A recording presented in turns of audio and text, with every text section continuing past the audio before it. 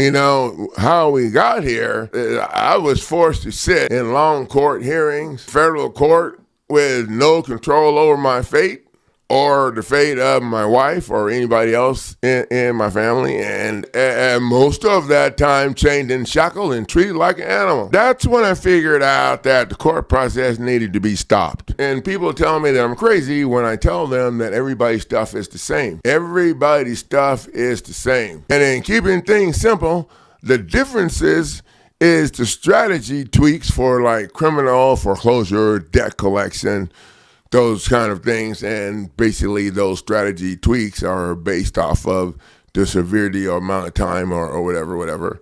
Okay, but everybody's stuff is the same. And this is the reason why I don't have to hear everybody's big old long story about all of these things. It's the same because everybody's due process is being violated by the state's administrative court process and procedures. Statutes and codes are not valid laws. So you're being violated at the gate. The judge has a conflict of interest as she is paid by the government violating you. I'm pretty sure that spells conflict of interest. The judge is getting money from all of that stuff. Okay, I'm not sure about the money, YouTube, but I am sure about the pension. If the judge wants to come and argue about the money, the first document that I think I would be filing is a $200 million counterclaim. I would first add the parties to their own action and file that counterclaim right in their stuff without filing fees, without having to, they can't litigate a case they're party to. And if you want to be crappy about it, you can add the State Bar Association to it, and now nobody from the bar can represent them. Then probably what I would do after you get done crushing the state process is cloud the title.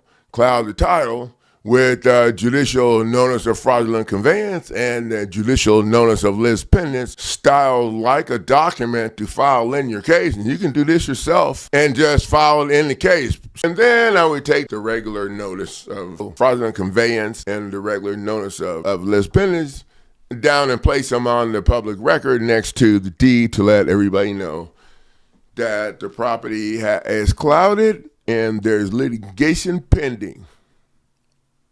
And then I would serve a copy of those documents to the parties that's trying to steal your stuff. So we stop the state court process and then file the claim in federal court. That's how we do that. And generally we use the federal court filing to control everything. But this RICO situation that we got going on right now is doing a real good job of forcing them to play hot potato or enforcing the judge to recuse, step aside, and get on out the way. At the end of the day, all those documents, really, you would be using we used to use in federal court to have fun with.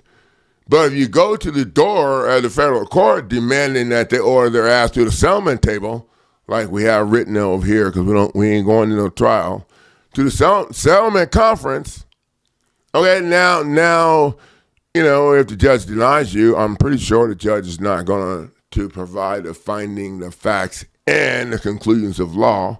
So that's just a rundown in a nutshell real quick. Stop the state court process, get your lawsuit filed in federal court, add a statement of constitutional emergency to your lawsuit so it gets moved up on and then order to have the judge order them to settlement table because if you're coming out of state court, they ain't going to be able to respond. So get over to winningcourtnow.com and take a look at your options right now to take charge of this situation.